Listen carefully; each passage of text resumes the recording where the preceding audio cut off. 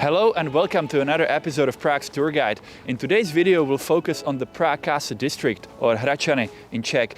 Prague district was one of the original 4 historical towns of Prague, next to the Old Town, the Little Quarter and the New Town. Now, as you can see behind me, we're now standing on the border of the Prague district. This wall started to be built in 1650 after the 30 Years' War, and it was demolished in 1870s when it became obsolete and redundant and was just taking up space. In this location here, this is where the Strahov gate used to stand. You know, it was the entrance into the Prague district. However, most of it was demolished. Anyway, guys, to get a better overview of the Prague district, I suggest we go to one viewpoint. We have to go through the Strahov monastery here, so follow me. Yeah, as you can see over there, there is a hotel residence monastery, which is also part of the monastery. So the monks, it's like they're running a little business here, having the brewery, the library, hotel. They're also renting a place for 2 other restaurants.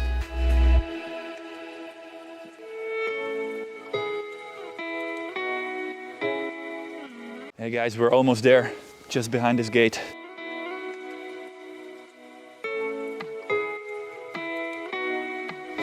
And this is it, guys, the best viewpoint on Prague.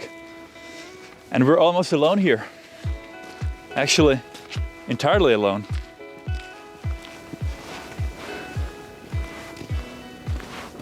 So here you can see Prague as a winter paradise. It doesn't get better than this.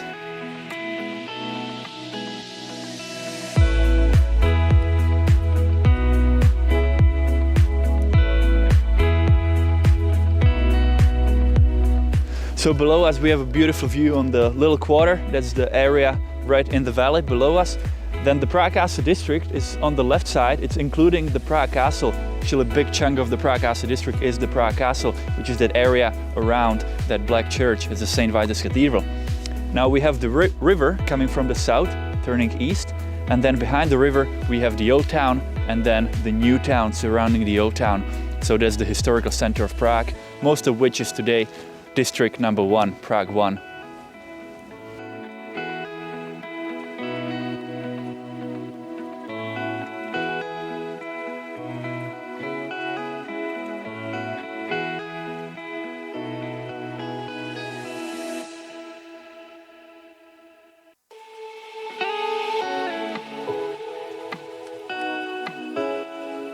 So guys, we moved to Loretta Square, and behind me you can see a beautiful, enormous, large palace called Czernin Palace. It was founded in 1669 by the Czernin family. They wanted to show off their wealth, so that's why they built it so big. They hired a very talented Italian architect, Francesco Caratti. They didn't enjoy it for too long though, because in 1740 the palace was damaged in the War of the Austrian Succession, and 17 years later again damaged during the besieging of Prague by the Prussians. During World War II it was used as an office of the Lord Protectors of Bohemia and Moravia, such as Karl Hermann Frank or Heydrich. They had their office here, and today it serves as a Ministry of Foreign Affairs. So guys, over here you can see the Capuchin monastery, which is still an active monastery that belongs to the Capuchin order, Italian order. And if you look at the church there, what's interesting is that you can see cannonballs that are stuck in the wall. Those cannonballs are from 1757 during the Austro-Prussian War. You know, the Prussian artillery was shooting at Prague, and this church was damaged severely during the besieging. And when they were repairing it, they took the cannonballs and they placed them into the walls to commemorate the battle, and also to say that something that's supposed to hurt you is now part of your walls, making you stronger, which is ultimately the Christian message. So now we'll go into the New World, which is a really cool neighborhood. It almost feels like a countryside, but it's a center of Prague.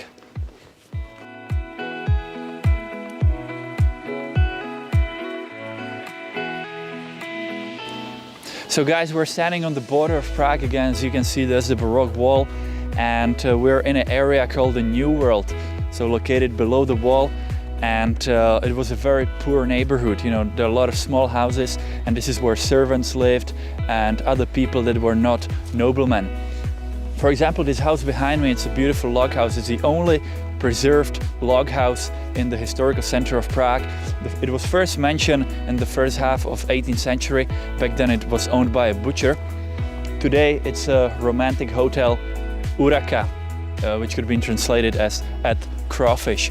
You know, there used to be a brook going through here, and there were actual crawfish living here, so that's why it's called at crawfish. Now if you look over there, you can see inside the wall what looks like cannonballs. But those are actually not cannonballs, those are spoons, like large spoons to pick up soup, for example. And it's sort of like a joke, it's an imitation of the Capuchin monastery where they put actual cannonballs inside the walls. Here they put spoons, large spoons inside a wall. So guys, if you want to avoid the crowd and enjoy some, you know, quiet and peace, this is the place to go, the New World. Even in a high season when there's no COVID, it's like this, you know, very few people, very nice and quiet.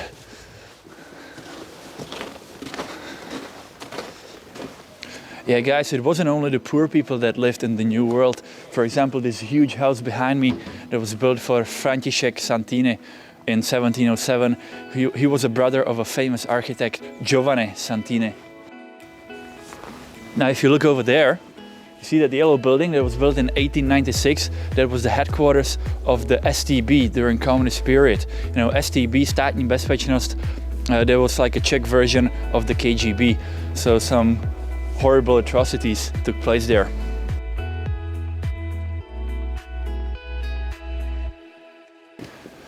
Over here we have a military church of St. John, and it's part of the complex that belongs to the Prague Castle Guard. Prague Castle Guard is a special department of the Czech army that protects the president and the Prague Castle. And now we're getting into a more prestigious part of the Prague Castle district. As we're getting closer to the castle, more and more we can see different palaces that were owned by the noblemen in the past. And today there are different embassies. For example, there's the Austrian embassy over here.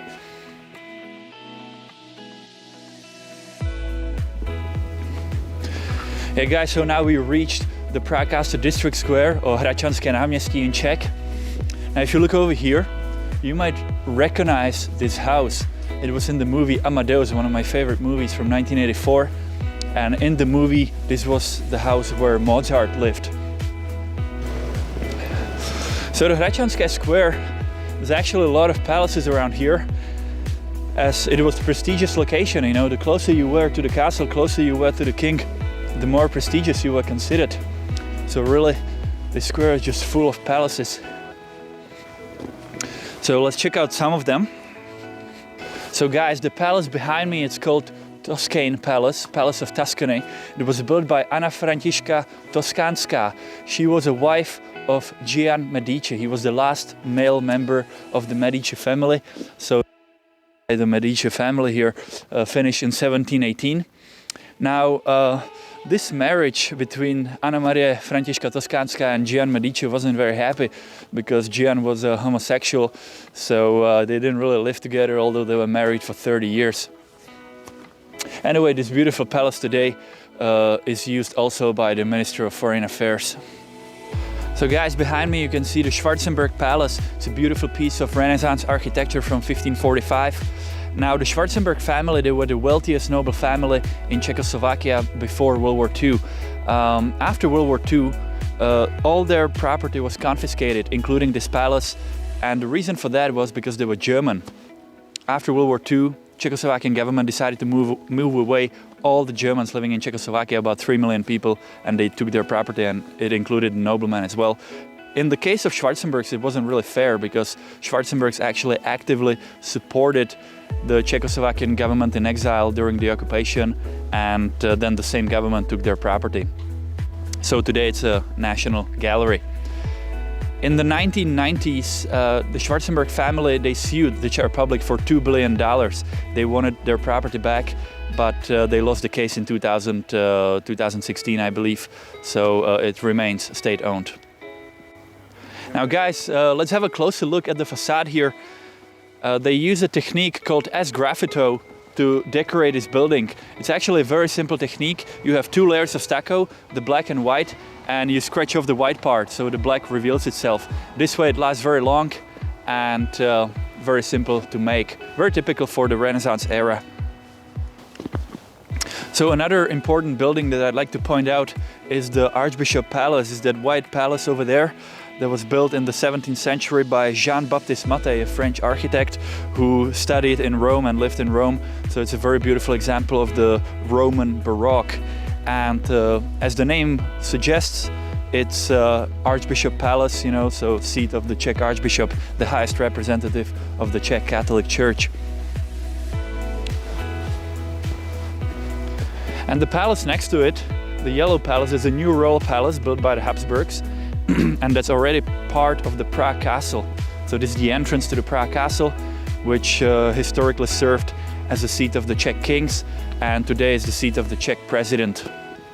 He has his office here, although he doesn't live here. He actually lives outside of Prague in a village called Lany. He has a palace there.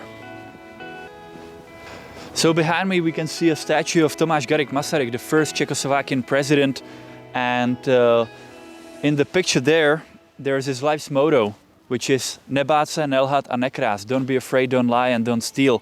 Unfortunately, today's politicians, they are not afraid to lie and steal. They get it all wrong. So guys, this is the end of our short tour of the Prague Castle district. Thanks for watching. As always, if you'd like to book a tour in person or on a virtual tour, either with me or one of my colleagues, you can go to our website, lucytours.com. You'll find the link to our website in the description below the video. So thanks again, and I'll see you on our next tour. Take care, guys.